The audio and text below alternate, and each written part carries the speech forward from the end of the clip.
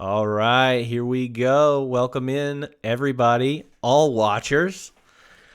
My name is Cody Waits, and welcome into 52 slash 1993. I am your host of this podcast, and I'll talk to you a little bit about this and what we're doing today and what we're watching today. So, first and foremost, 52 slash 1993 is the name of the podcast, but uh, and the reason behind that is we're watching 52 movies from the year 1993. This includes important movies from this year. And the way that we're doing it in order is by their weekend releases. So that's why, if you think of some of the great movies from this year, we're not going to get to those until a little bit later in the year. Better movies tend to come out a little bit more in the summer toward the winter, for Oscars and things like that. But I really like the format that we're doing here, and I really don't care if they're good movies or if they're bad movies. I just like to go week to week and be surprised about these movies if there are some that I haven't seen or some that I've seen time and time again. But what we want to do is I usually have a guest to talk about the movie and then talk about their interest with movies today. But things are a little bit different this week. It is going to be my sometimes guest. I'm sure we'll see him a few more times on this as we progress, but always friend Spencer Griffin is on with me to talk about this great movie. How's it going, Spencer? I think I've got him muted. Let me see if something's going on here. You might need to turn off your microphone or turn on your microphone. Little technical difficulties. It's okay.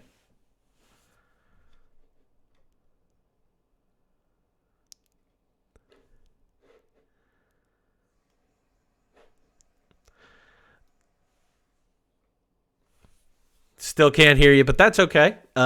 Maybe let's see here. It says it's muted on your side, I believe.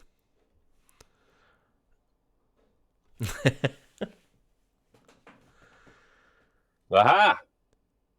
We got There we action. go. There he is. Sorry We've about got some that. action.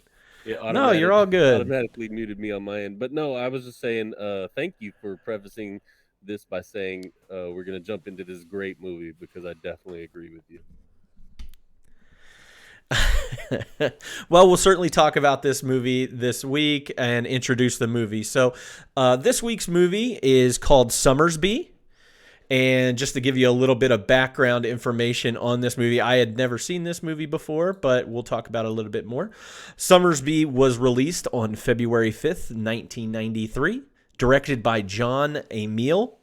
The writer of this is Nicholas Meyer and Sarah Kernochan.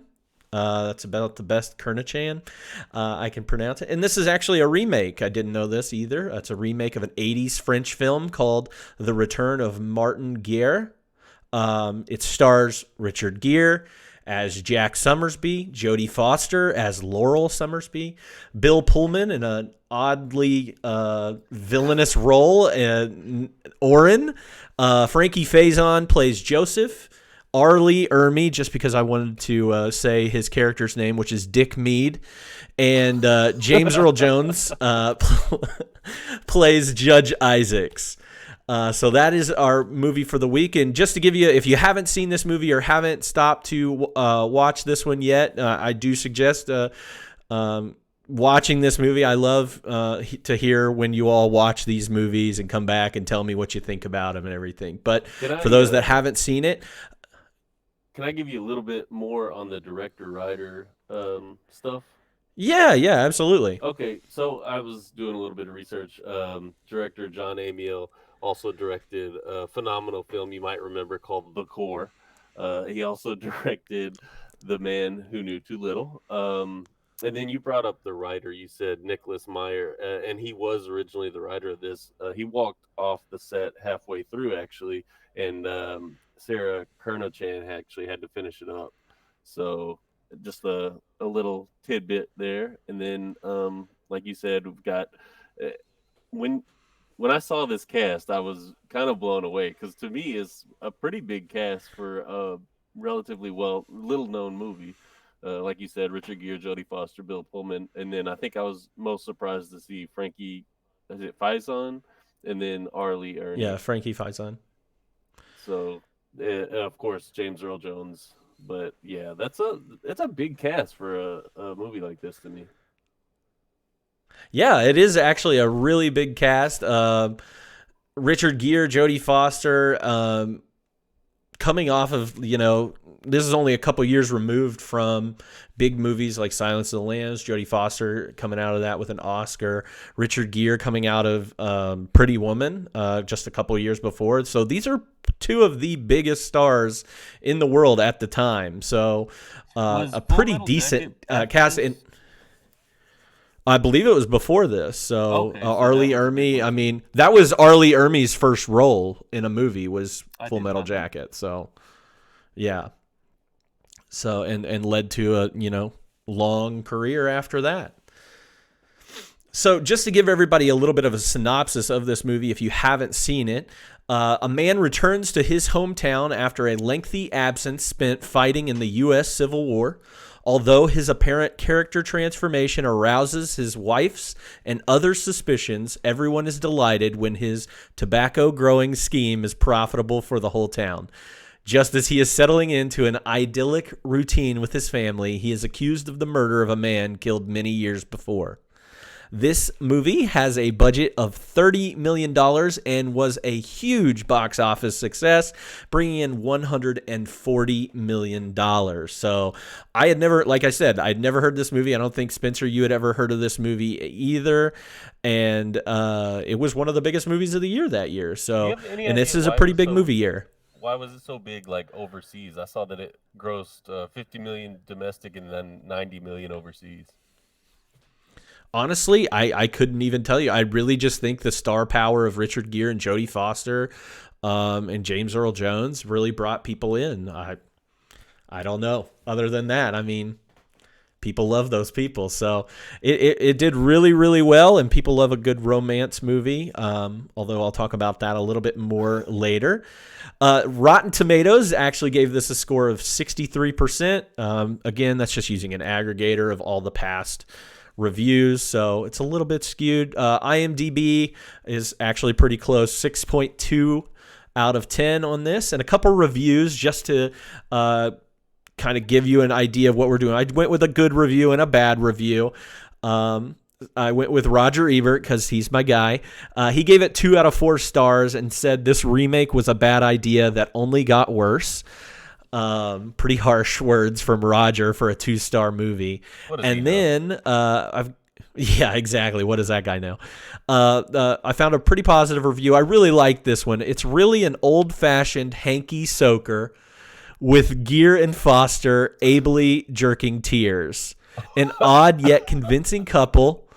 They won't replace Rhett and Scarlett, and frankly, my dears, who can? But bells ring and bosoms heave in a manner most pleasing. This is from Rita Kempley of the Washington Post. So, really loved just all turns of phrase there that she had. So a pretty divided movie, and I think we're kind of divided in the same vein of this. So, give me, what's your initial reaction to this movie? What'd you think after watching it?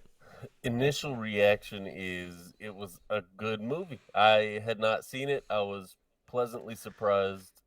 Went into it thinking originally that it was going to be more of a Civil War romance, and I was kind of bummed about that.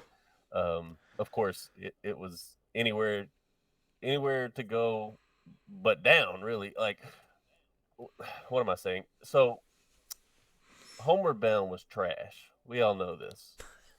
And so I knew the next movie had to be better. So I was really excited to see this. But in not talking even only about this movie, I do appreciate this project in general. It's got me to watch films that I normally wouldn't watch, like you said, good or bad. And this is a good example because I think never I wouldn't have ever watched a period film like this. It's just kind of not it's not me. But then seeing all the stars in it, and then the story was just unique to me. I thought it was good. I know you disagree, but I thought it was good that it skewed more toward the mystery side for me. Yeah, absolutely. And I think that there are parts of this movie that I really did enjoy. And honestly, I came into it wanting to like this movie more. I just think that it never fully knew what it was supposed to be. Was it a Civil War movie? Was it a true drama? Was it a romance? Is it a courtroom drama? Is it about growing tobacco and saving a town? What is it about? And I just never feel like they dipped their I think they dipped their toe in the water, but never fully, went into the water on one thing. And there's some memorable scenes from this movie, and I've written down a few of those to kind of talk about and go over.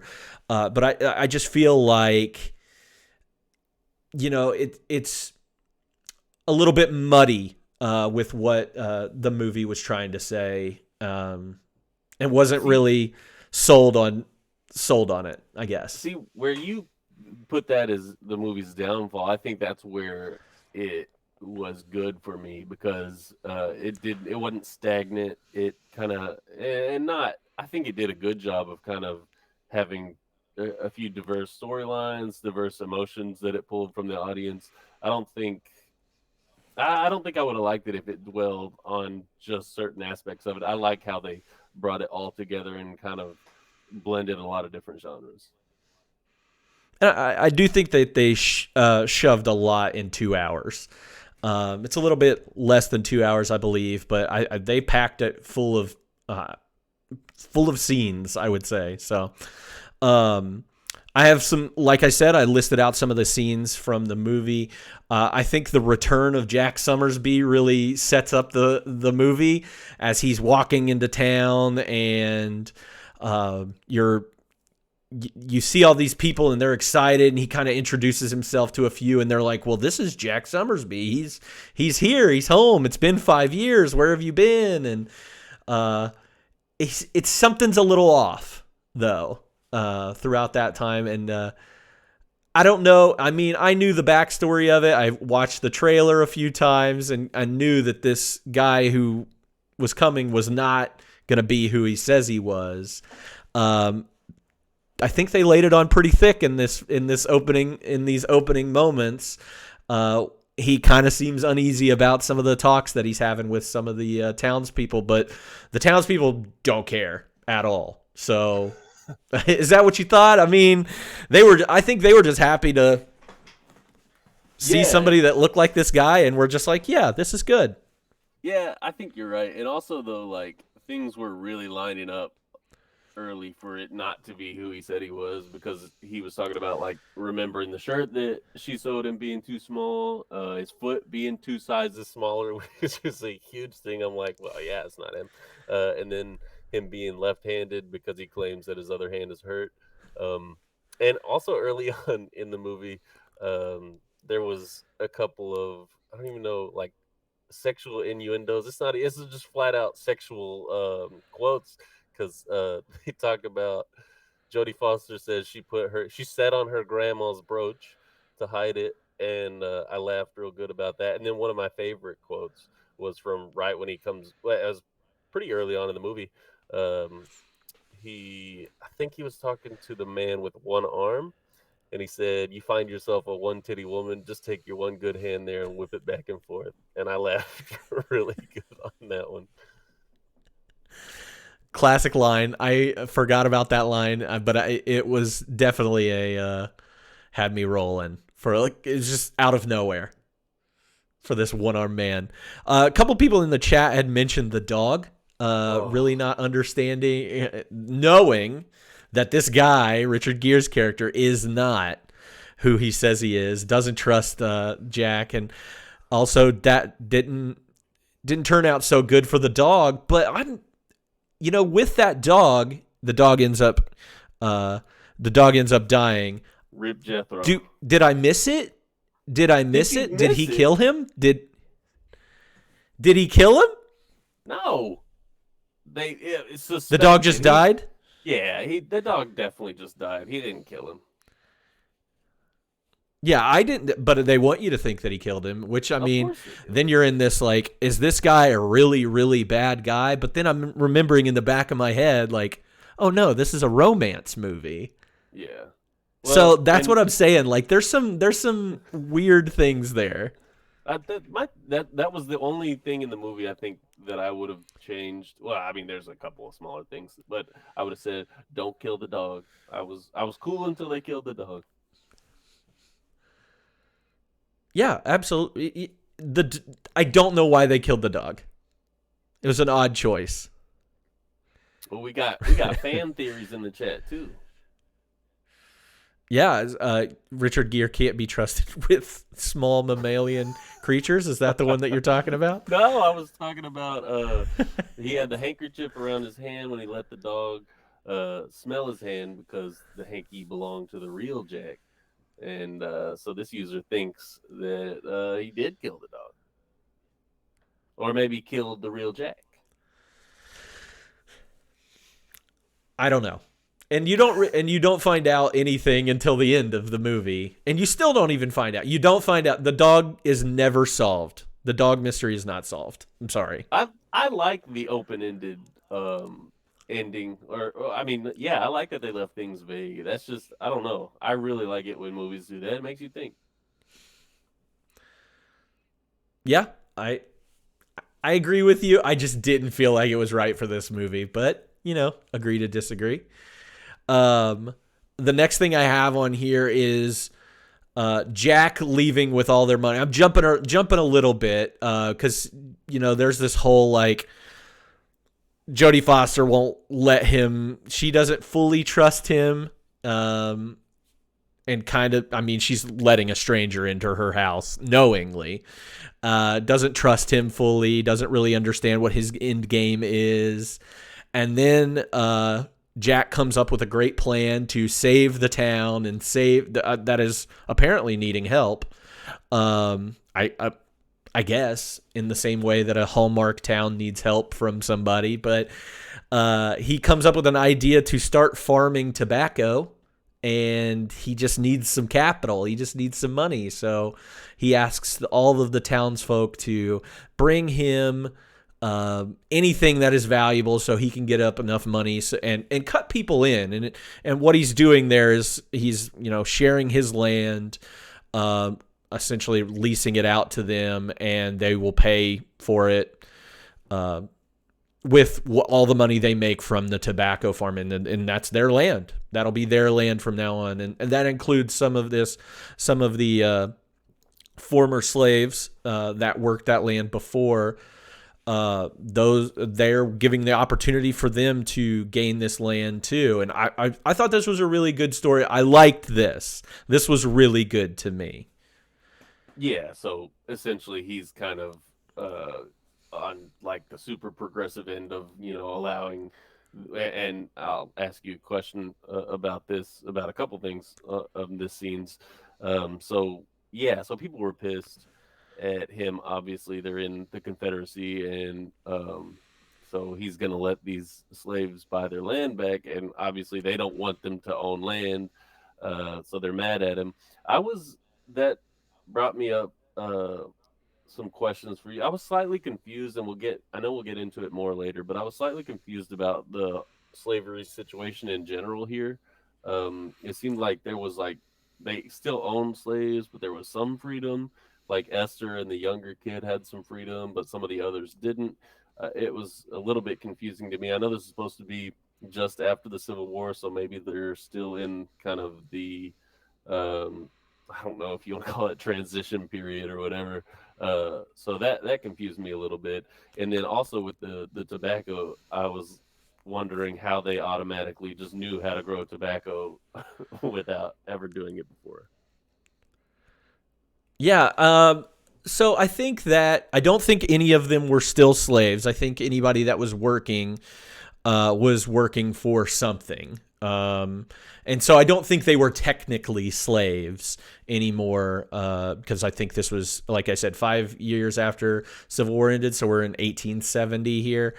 I think, I don't know my history as well as I probably should in that, but I do think that a lot of them the slaves tended to stay around and continue working, but were free. They couldn't, they had their houses set up. They had their families there, and I think that was more of the situation than anything. They were looking for work just as some of these other, especially the Southerners, the white Southerners at that time, a lot of their livelihoods were taken away after the Civil War. That's not a sympathy thing for them at all by any means, but everybody was kind of, poor, looking for work and trying to figure this out during that time, that Reconstruction time. Yeah, and you could see their sentiments in the words that they spoke. Like, and I mentioned this off air that even I know it's a movie and I know it's a period film, but it still set uneasy with me to see Pullman say the N word. I was like, he's such a nice guy and everything else. Like, I just it was tough. And then there was another quote that stuck out to me, even from Richard Gere himself. And like I said, he was on the progressive side of things, but somebody came up to him. He said, do you remember me? And he said, oh yeah, my daddy paid $100 for you. I was like, damn, like they're still feeling like this then. Yeah, absolutely. And I think that that's the only, in that sense, that's the only thing that Richard Gere learned about. I think his name was Joseph. Is that correct? Yeah. Yeah, Joseph. I think that's the only thing that he had. That's the only piece of information he had about Joseph. So couldn't really make it up, couldn't really talk about any former relationship that they had together. But I agree with you. One of the question sections that I wanted to bring up for this movie is, does this movie hold up? Is it problematic? And one of the things, like you're saying about Bill Pullman, I know Bill Pullman as kind of a dopey character in Casper, or trying to think of a couple other movies. I think he was in While You Were Sleeping, just like romantic comedies or straight comedies. Like, I think of Bill Pullman like that. And yes, when he said that N-word, it was so hateful, and it was so it came out so easily, and it was effective, because I think you're supposed to cringe when you hear that word, especially, maybe it's a good casting choice to have Bill Pullman be the villain in this movie. But yeah, that one definitely affected me, especially coming from I was a child with Bill Pullman, so seeing him say something like that was a little crazy to me. Yeah, you brought up Casper. That's the exact movie I remember watching that over and over. So that's who I'm familiar with, is the Casper Bill Pullman. But I don't know that this question, if it holds up or not. I don't know if it's necessarily applicable, because it's a period film, so it's a little tough to say historically accurate. Other than a couple things we'll get to, but I don't know. I think it still could hold up fine because it is kind of a historical film. Yeah, absolutely. There's some other parts of this film that I don't think hold up historically accuracy wise. It is more of a plot device, and that's the courtroom scene, which I'll talk about later. But I really don't think anything else is super problematic about this, except for maybe, a white savior complex that, movies often will drift into, a la, like, that we've seen a few times. A couple come to mind. Not really wanting to name those out loud, but yeah, you know what I'm talking about, when the white savior comes and saves everybody from this. This has a little bit of that, and plays on those emotions in the courtroom scenes, definitely. So I can see where Jack you're coming from Sommersby's now. returned. Yeah. Jack Sommersby's return, Jack, I'll put in quotes. He comes up with this great idea, and immediately I think you're supposed to think this guy is a con man. He is going to take all their money and run. He's got to go to Virginia to get these tobacco seeds so that they can start this big tobacco farm. obviously we know that this is a movie, and for dramatic purposes, Jack does come back with tobacco seeds in hand, and Jodie Foster's character has trusted him this entire time, and he comes back, and I think that is really, when he does come back, she realizes, oh, this guy's an actual good guy, and he kind of looks like my husband, so I'm going to continue to let myself fall in love with this guy. Yeah, and then, like you were saying, talking about the... Go ahead. Go ahead. Oh, okay. Sorry, there's a little lag, so it is kind of tough. But no, so when he did come back, he came back with like the tiniest pack of seeds, which made me laugh a little bit. I mean, obviously it worked. But then, yeah, she obviously chose to still be with him and went so far as to have a kid with him. Yeah. I've never seen a man so excited to get in bed with Jodie Foster. Those are the only times that sentence will ever be uttered.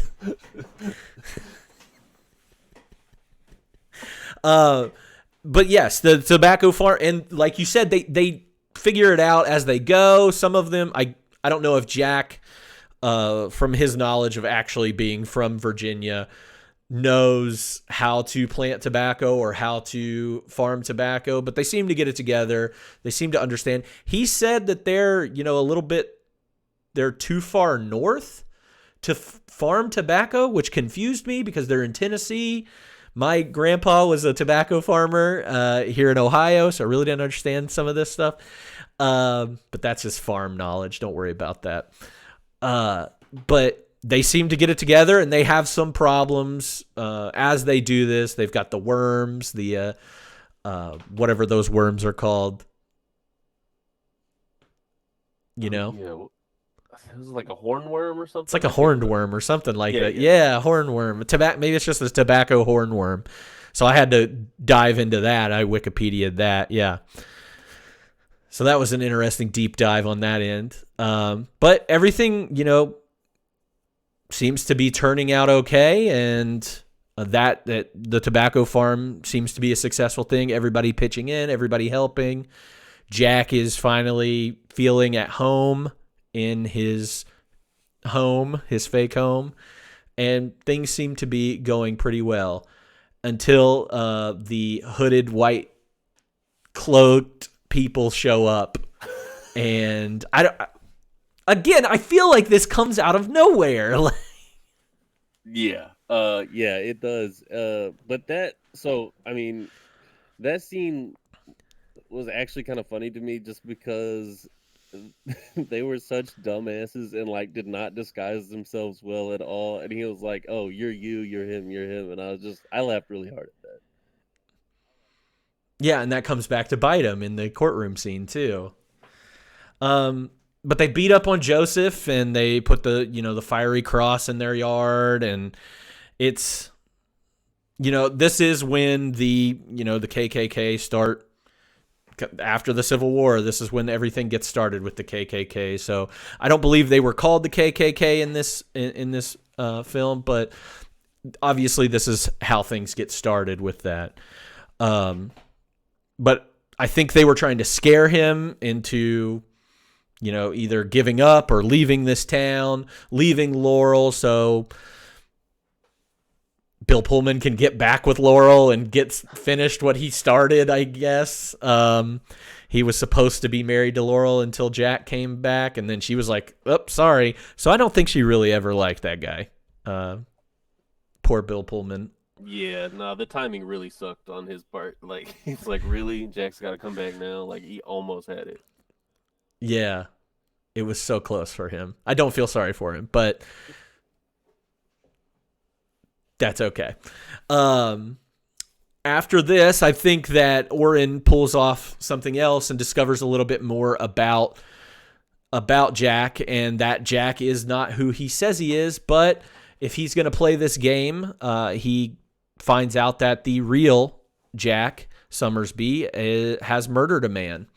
And Jack, Richard Gere's character, is soon taken in and arrested for murder, which leads us to our courtroom drama, entering James Earl Jones as the judge who oversees this trial, again in this southern Tennessee town.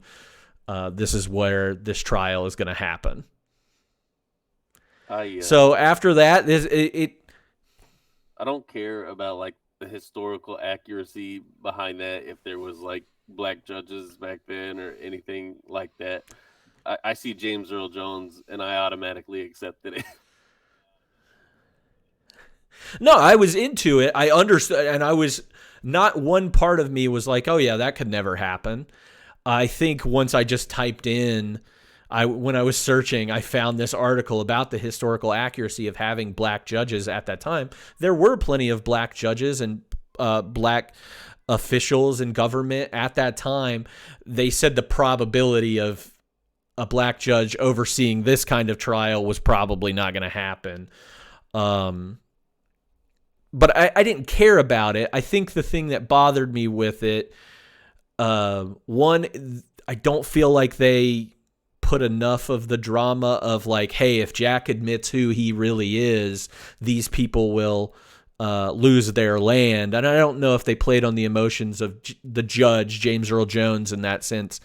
And then also I was like, this is James Earl Jones. He just can't, I mean, this is Darth Vader. This is I forget his character's name in Field of Dreams. I was going to say Lion let King. James Earl Jones cook a little bit. Lion King hadn't come out yet, but I was like, let James Earl Jones cook and not be on the sidelines in this really tiny role that ultimately has zero consequence on the trial at all. Like, he doesn't decide anything.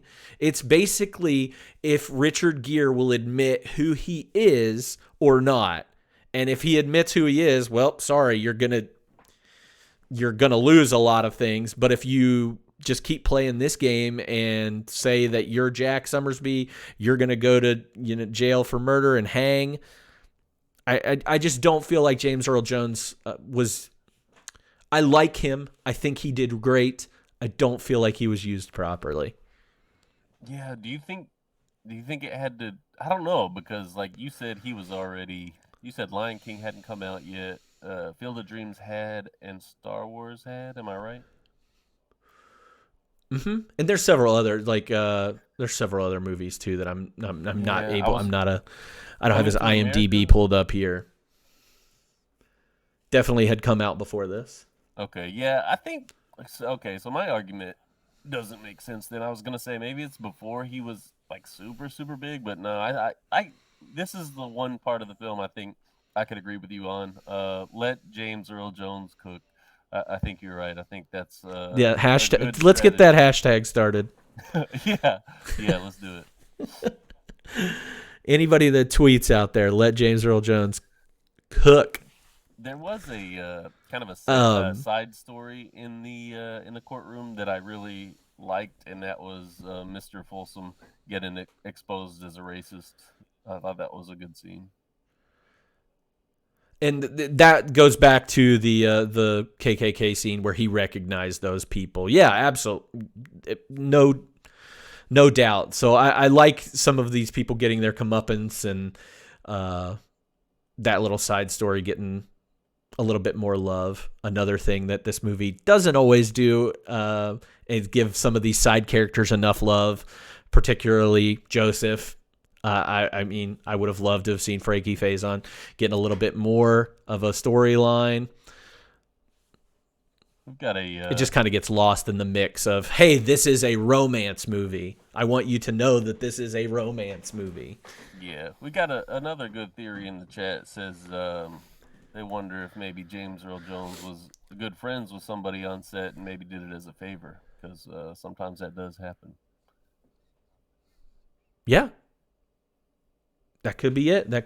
A couple years before, there was a film of just terrible, epic proportion called The Bonfire of the Vanities, and one of the characters in that movie, it's kind of a courtroom drama too, and cast that role was meant for, I believe, a white Jewish man, and they were like, no, we've got to get Morgan Freeman in here as kind of like a stunt casting, because he was coming off of, I believe, driving Miss Daisy at the time, and so it almost felt like it was stunt casting more than anything. So it could have been something like that too. A couple different ideas there that we're looking at, and again, nailed it. James Earl Jones was perfect in this movie. He has some great lines in this movie, and some great scene. He just chews up the scene when he's in it. So.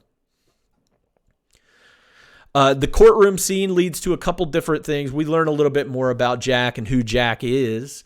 He is a guy named Horace Townsend, who I believe used to be a school teacher in Virginia and was kind of seen as a coward, not somebody well-liked.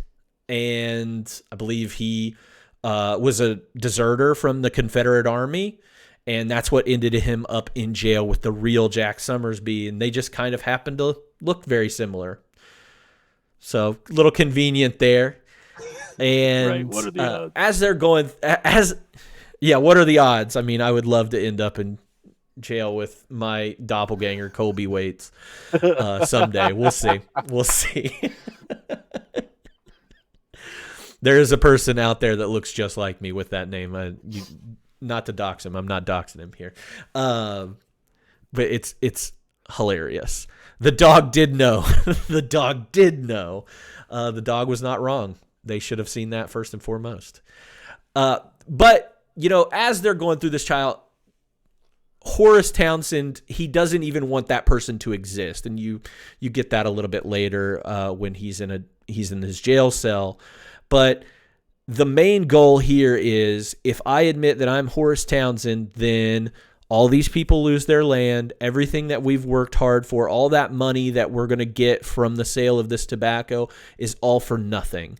And everything we've built, all this, community that we built goes away if I say that I am not Jack Sommersby. So the other alternative is I die and you'll live, and I'll leave you with this newborn baby, and now you have 2 kids to take care of, but everybody else gets to keep their land, and everybody's happy at that point. So it leads to a really great scene with Jodie Foster, where Richard Gere dismisses his attorney, which I think is wonderful. And he starts defending himself, really just to prove that he is Jack Sommersby. He puts Jodie Foster up on the stand, and she keeps denying it. She doesn't want him to die. She's in love with this person. And he said, "How can you be so sure that I am not Jack Sommersby?" And she comes out with probably, I think, the hardest hitting line in the movie, probably the greatest line in the movie. "I never loved him the way that I love you." Just drops the mic there. I don't think anybody cared because it didn't have any effect on anything. But at that point, we know that, their love is real and everything that they had built together is real, even though he is not the man he says he is. I think you were going to say something else there, Spencer. Oh, yeah. I was just going to say, to get a sense of kind of what they would be losing if he did come out and say, "Hey, I'm Horace." They got over $10,000 total for the tobacco, which is, I did the math, it's around $182,000 in today's money. So quite big for that little small community. Huge. And these people are going to, do this again. This isn't a one-time thing. They're going to take that money. They're going to put it back into the community. They're going to do this over again. They're going to end up owning all of this land that had previously been owned by Jack Sommersby. So really huge. I love that you're doing the math on these things.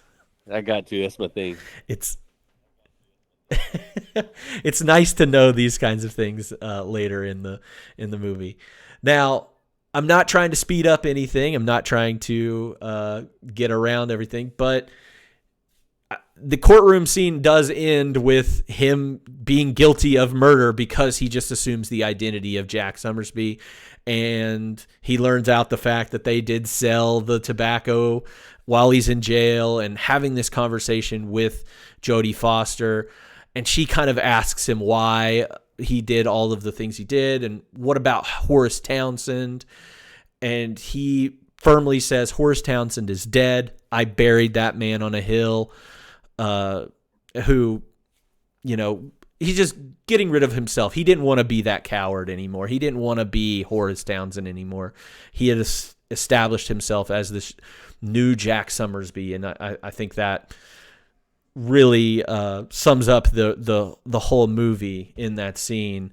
And Jack, I think the next time we see Jack, he is in the ground in a marked grave for Jack Sommersby, and that's what you're left with at the end of this movie.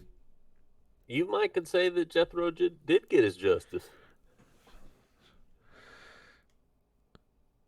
What was Jethro's justice? That that Jack died? Yeah. Yeah, I guess you're right. But so this actually No, go ahead. This actually comes from a true story that happened in the 1500s. Again, this is about that movie that was made in the 80s, that French film about Martin Guerre. He disappeared from his family and then reappeared 8 years later. He had a slightly changed appearance, but he convinced the entire village around him during that time that he was this man.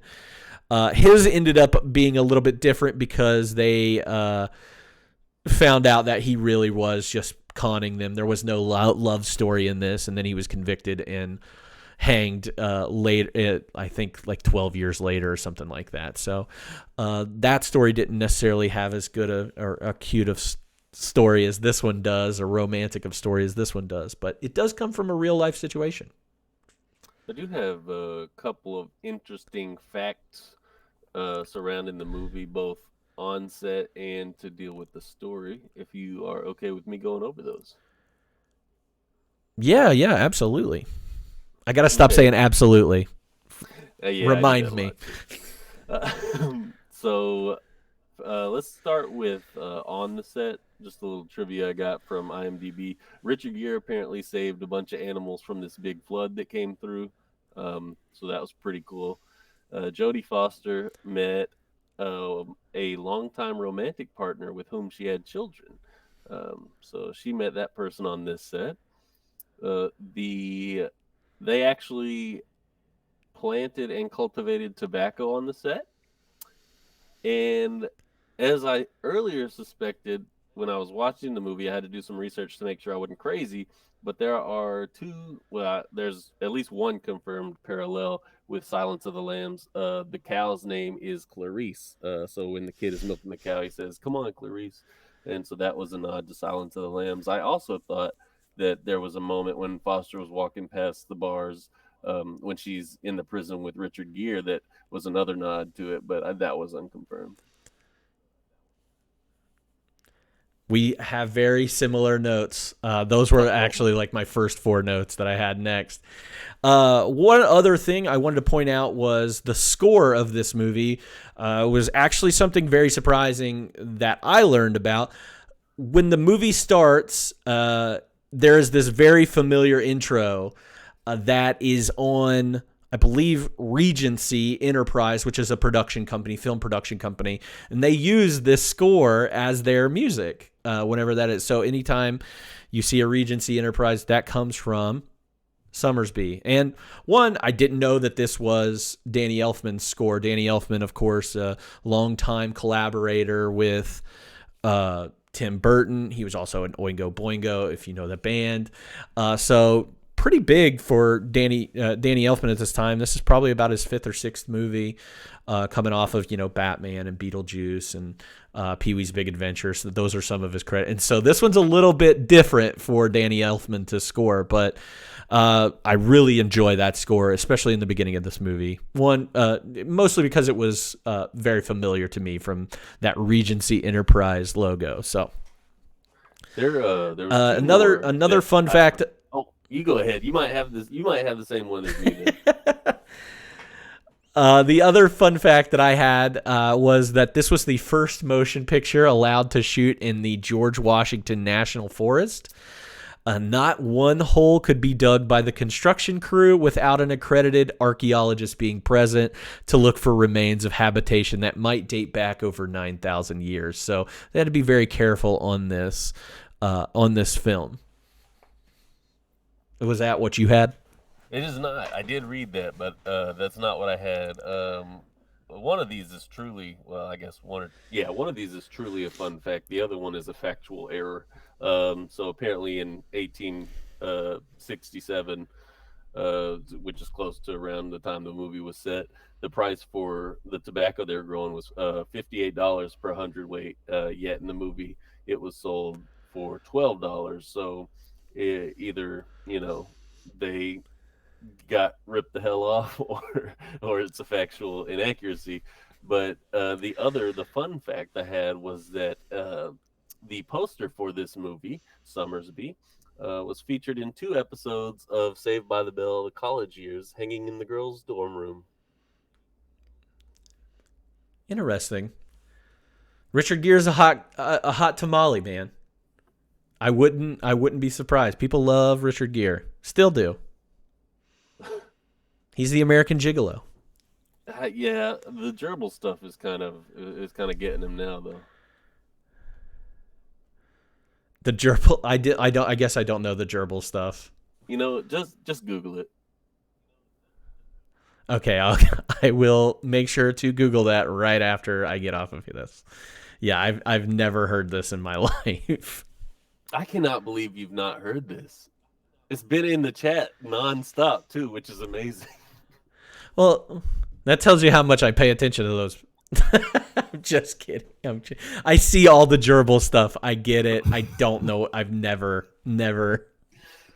heard this story in my life.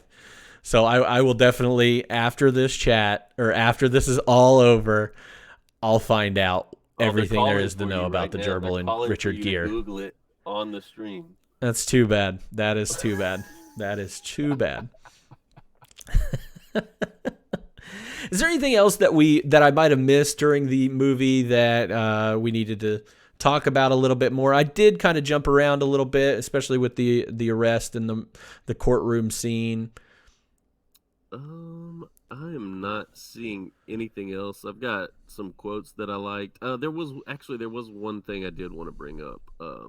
So there was a couple things that they didn't quite explain. They never fully explained, like, that his foot was 2 sizes smaller. Like, was that just a mistake, like the cobbler said? And then they also never explained the lack of, like, chest marks. They said something about he had chest marks from the war or something. Like, they never really addressed that. I feel like it'd be pretty easy. I mean, I think that the cobbler scene is just another.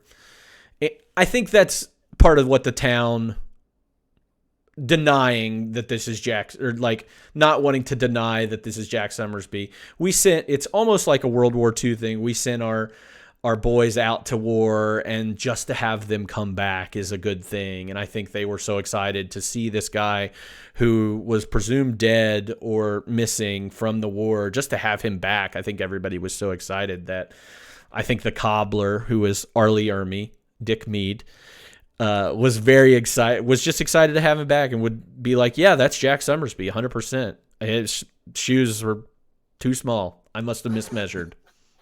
Whatever. Fair enough.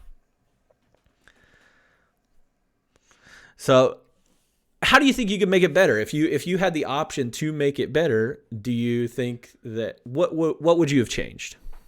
Ooh, I think that was under my making it better thing, like kind of maybe further explaining that. And like I said earlier, I think the only thing was just don't kill the dog. Other than that, I thought it was a good movie.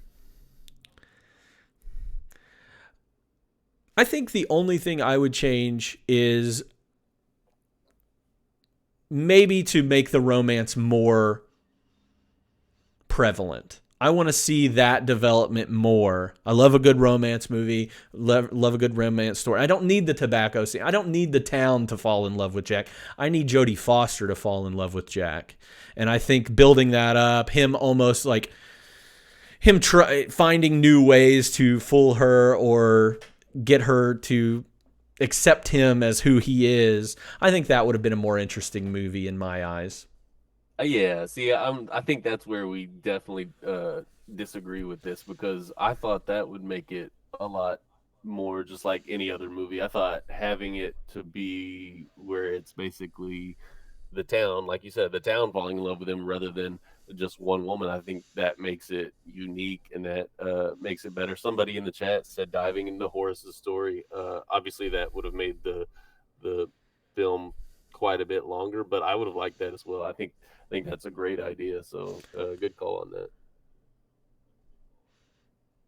Yeah, I like that. I like diving into Horace's story a little bit more, showing Jack and Horace meeting in jail would have been good too, and kind of deciding maybe this was like Jack's like last thing. It was like, hey, go back to my town and tell the people like I was a good man or what. I don't even know. It sounds like Jack Sommersby was a piece of garbage, and nobody really liked him in the first place.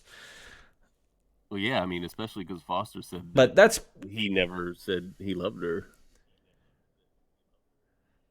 oh yeah, absolutely, and I think that diving in focusing more, like I said, I think the focus of this movie was a little bit ADD for me. It wasn't a like moralistic story. It wasn't a romance. It wasn't a true war movie. It wasn't any of these things. A Reconstruction period movie, historical drama.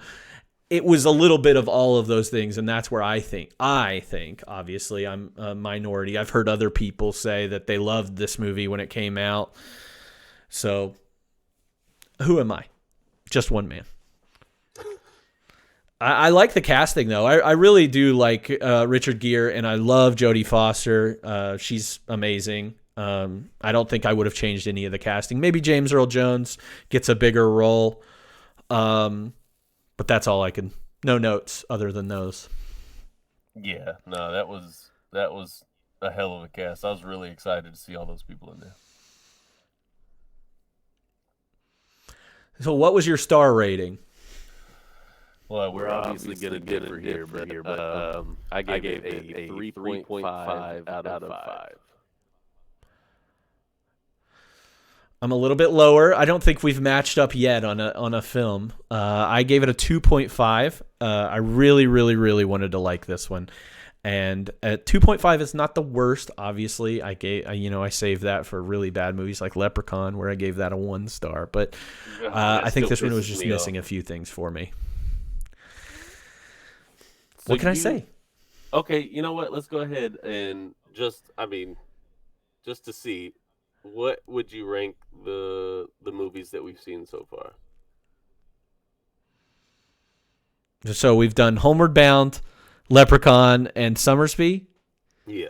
I think I would go. I think Homeward Bound is the best that we've seen so far. Sommersby, and then Leprechaun. I can keep that list rolling too. I'll go. Yeah, you should keep it rolling. I'll go Sommersby, Leprechaun, Homeward Bound.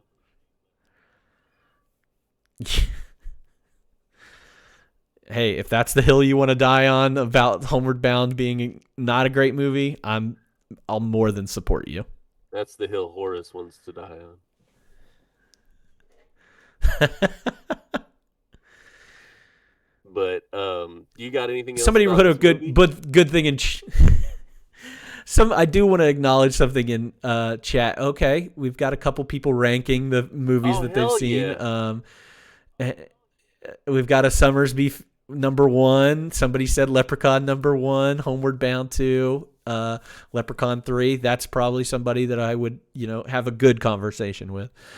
That's not a slight at you. I'm just, but somebody said the thing about Jodie Foster just let the fake Jack come in because he was better in bed. He might have been. Again, this is Richard Gere we're talking about here. That guy embodies sex. So wait till I Google him and I find out about the gerbil stuff. Innocent until proven guilty on the internet. Maybe not. So I think Did you hear those noises? He had to be good. Okay, good. I love hearing from the chat here. I should probably not read everything I see on the chat, but I don't think I have anything else about Sommersby. If you don't have anything about Sommersby, we'll move into the next portion, which will be a little bit different than we've normally done, where I usually ask questions about your viewing habits or my guests' viewing habits, or who they like, what movies they really like, their past with movies, things like that. So I'm going to turn the tables a little bit. I'm going to let you ask me questions. I know that's a big deal. Yeah, and hopefully, you know what? Actually, I'll just start it out. Let's go. What's your favorite movie or top 5? I might know one, but I bet I can't get 5. Okay, so I kind of went back and forth on this. I was going to say just my favorite movie because I do have a staple favorite movie that I will tell everybody, and that is a movie called The Commitments. Hardly anybody has ever heard of this movie. It's from 1991, I believe. It's an Irish movie about a small, Ireland was pretty much a third world country at that time, and it's about these people putting together a soul band made with all these just poor Irish people. It's a great movie, very funny, very heartwarming, and the music is outstanding in this movie. So that's my number one that I will usually go with. To kind of roll out other things, this will change every week or on a day basis, but I was looking through some of my lists today, and I went with Silence of the Lambs. Love Silence of the Lambs. Back to the Future. Jaws, The Princess Bride. I'm going to stick with 5 because I could go on and on and on. But I love those movies. I wanted to kind of give a good mixture there of the movies that I am rocking with right now. Yeah, those are all really, really good. Except for, of course, you're right. I haven't seen that first one you were talking about. I am shocked that you did not include The Social Network in there. It was on the list, and I was hesitant to put it on. I felt like it was too new for me to. I kind of wanted to do a little bit older films in the spirit of the pod. Makes sense. So speaking of older movies, do you remember the first movie you watched, or what was your favorite movie from your childhood? So, first movie that I've watched, I don't necessarily remember. I do have the oldest ticket stub that I have is from Disney's Pocahontas. I still have a lot of my movie stubs that at my parents' house. That was from 1995. So I was 8 years old at the time when I saw Pocahontas. I still had my ticket stub from that. One of the things that we used to do was it's how I saw Leprechaun. My aunt used to record films from HBO and give us 3 movies at a time on a VHS. So that's how I watched a lot of different movies, some that I probably shouldn't have seen at such a young age, like Leprechaun. But one of the movies that I think I watched the most is a little independent feature called The Wizard, starring Fred Savage, where they go cross country to a video game tournament. It's incredible. Yeah, I need to watch that. That sounds kind of familiar, but I can't quite put my finger on it. It has the premiere of the video game Super Mario Brothers 3 in it. Huh. I need to find that. Okay. Interesting. And it stars the love of my life, Jenny Lewis.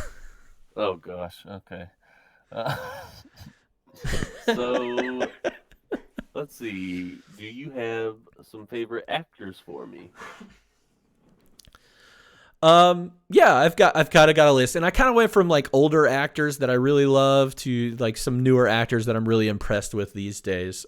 I'm just as bad as you as not being able to limit myself to one or two. I have to have like a full list. But some older actors that I really love, Robert Duvall has always been one of my favorite actors of all time. I think his role in the Godfather franchise is one of my favorite roles in the entire that entire series. It's a very understated role, and I love the role of Tom Hagen. I think he just is amazing in that movie, and he's only been incredible in other movies as well. Robin Williams sticks out to me as somebody that definitely from my childhood that really impressed me. He was a funny person.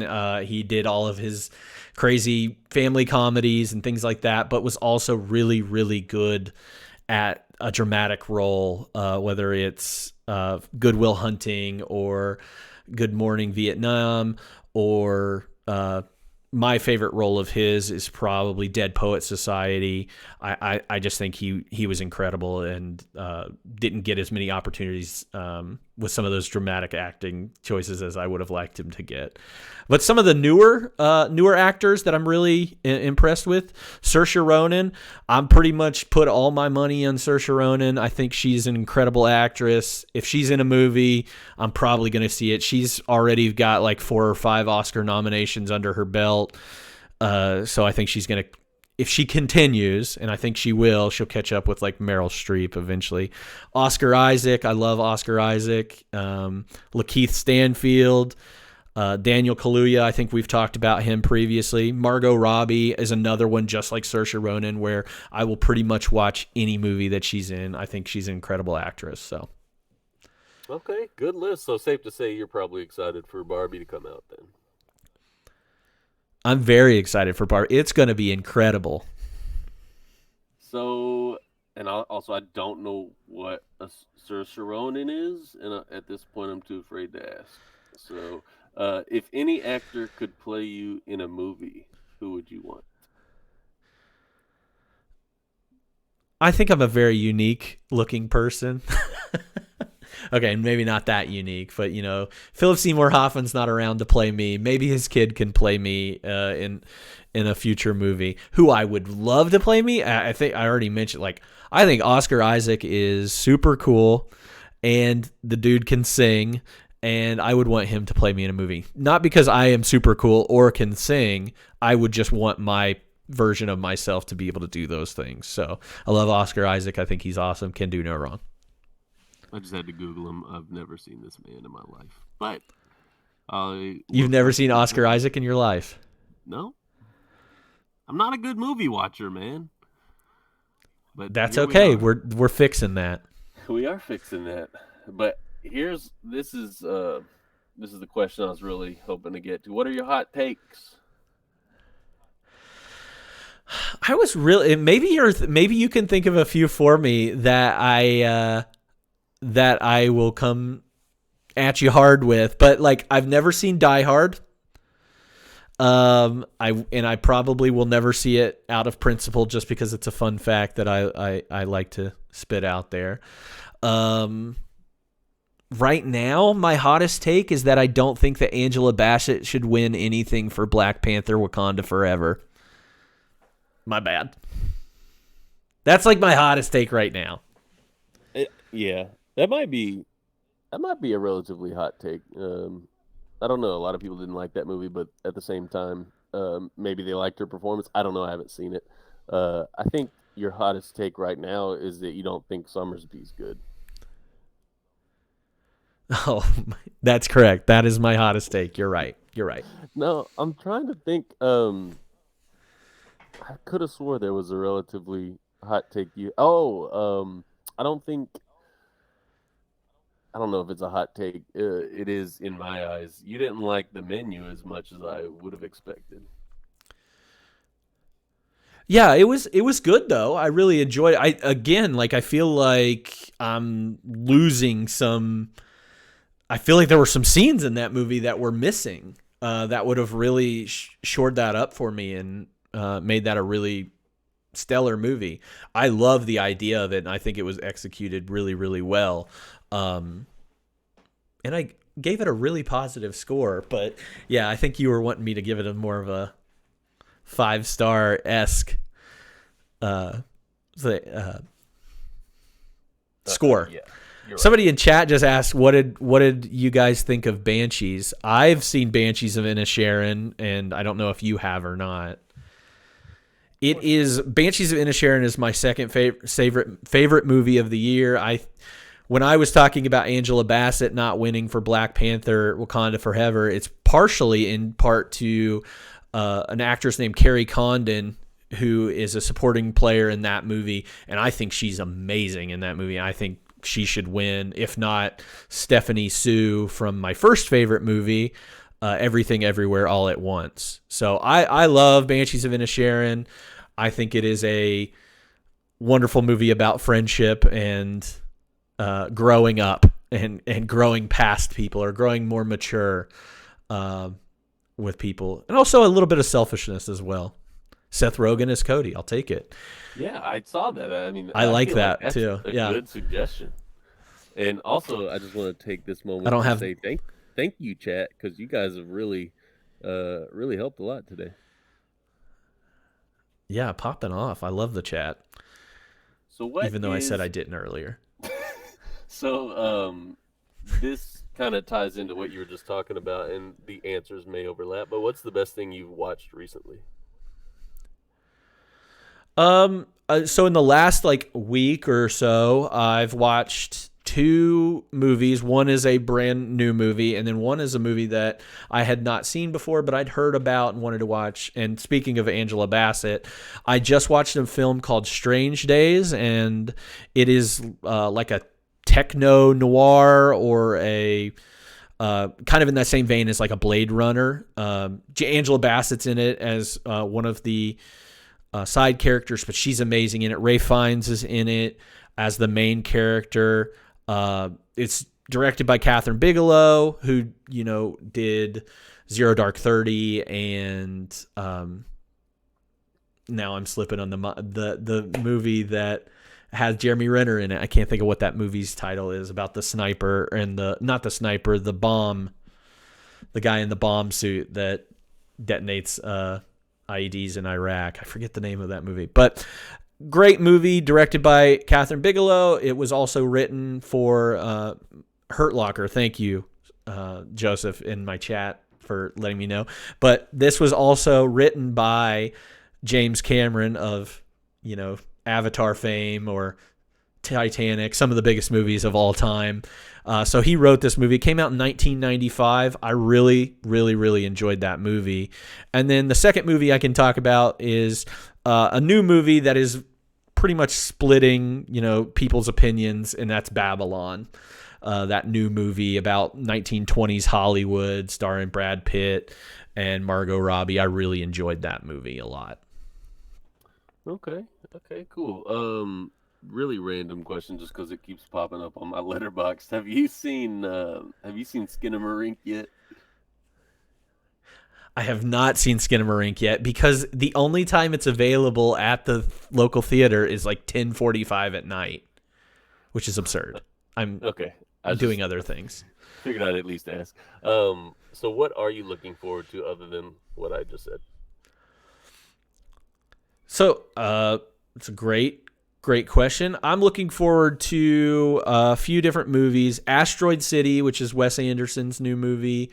The Killer, which is David Fincher's new movie. I think Michael Fassbender's in that, which I'm really, really looking forward to.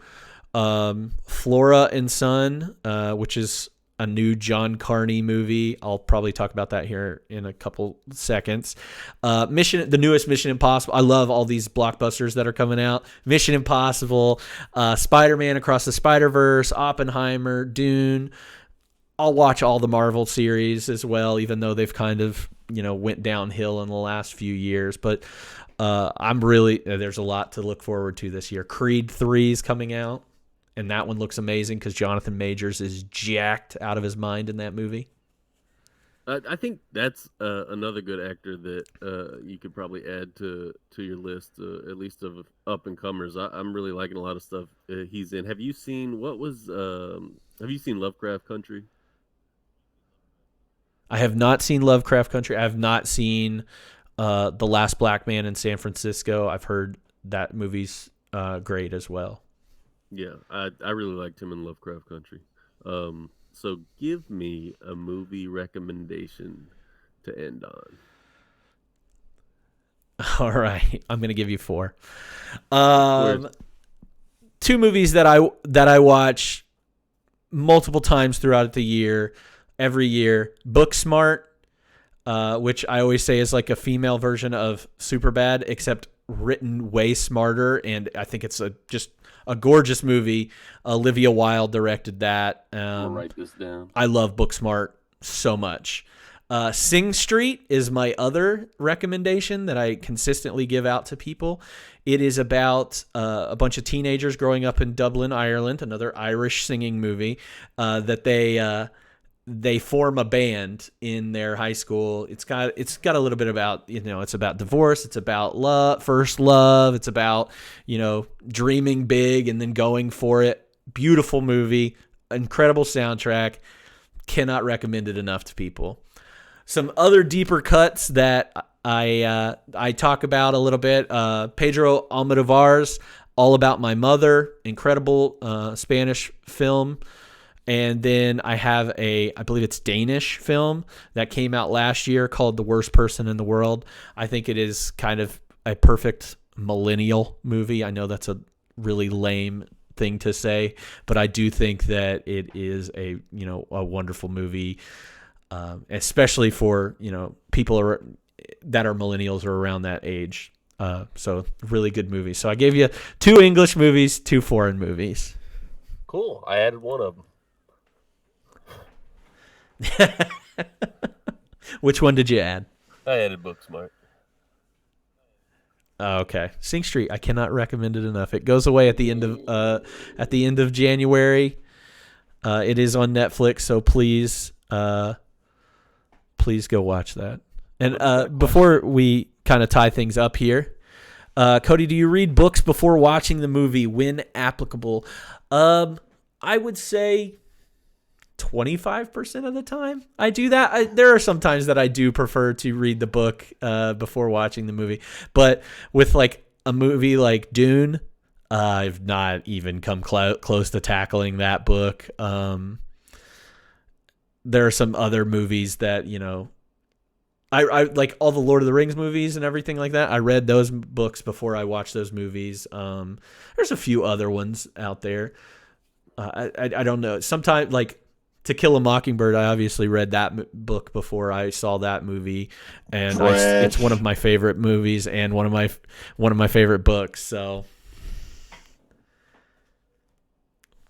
that's my hot take. Anything else? Any other questions? Harry Potter. I've read all the Harry Potters before I watch those movies. Don't have any takes on that. I don't want to get canceled.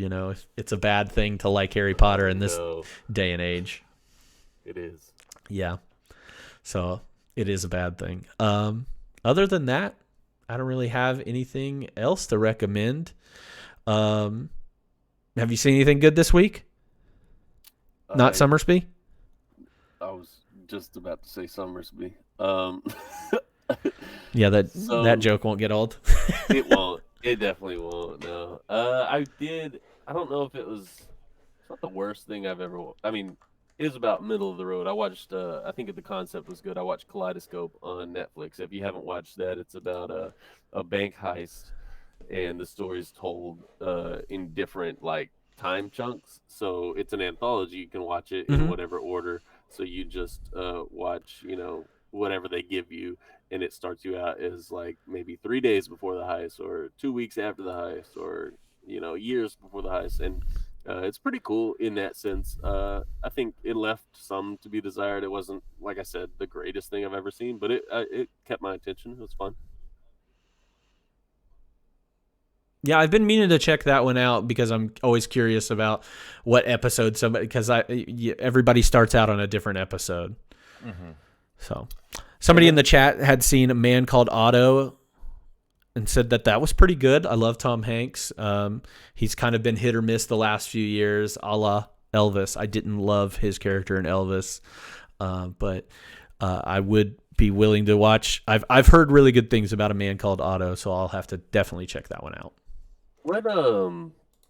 What is, because now I'm trying to think. I just remembered Taron Egerton. I think that's another up and coming actor we should we should definitely mention.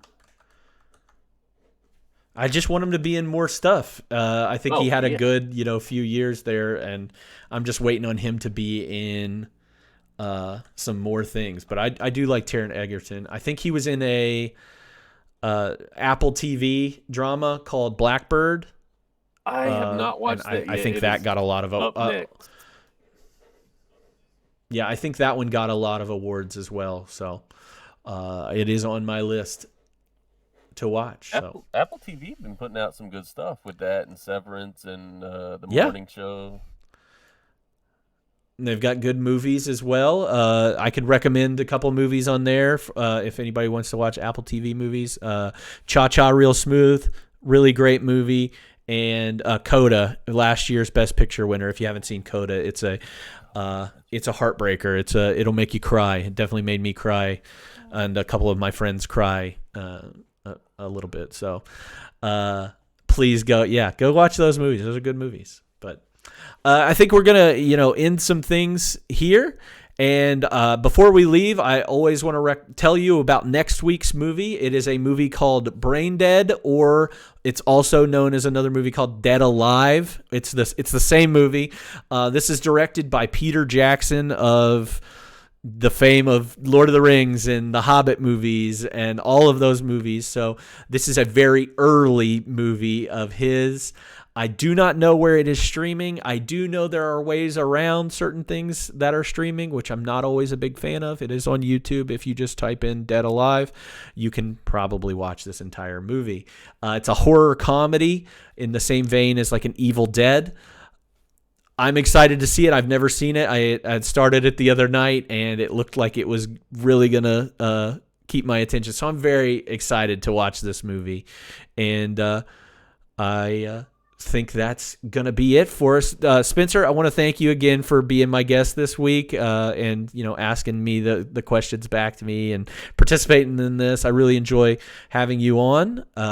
If anybody is out there that wants to potentially be a guest on the show, please let me know and we'll get everything kind of set up. I know we had some technical difficulties today, but I believe it all worked out for the best. It was all me. And if it is not your fault, it's definitely on my fault. Also, if you want to follow me on any of my social media platforms, you can. It's at CD Waits. That's my Instagram, Twitter, any of those things. I'm not as active as I should be on those. I also have Letterboxd out there. That's the same name as well. If you want to follow along with any of the lists that I have, especially the lists of movies that we'll be watching this year. For 1993, that list is on there as well. I love Spencer as a guest as well, somebody had said. So we look forward to doing more of these. Next week's going to be really exciting, and I think we've got a special Groundhog Day edition coming out here in the next couple of weeks as well. So really looking forward to that.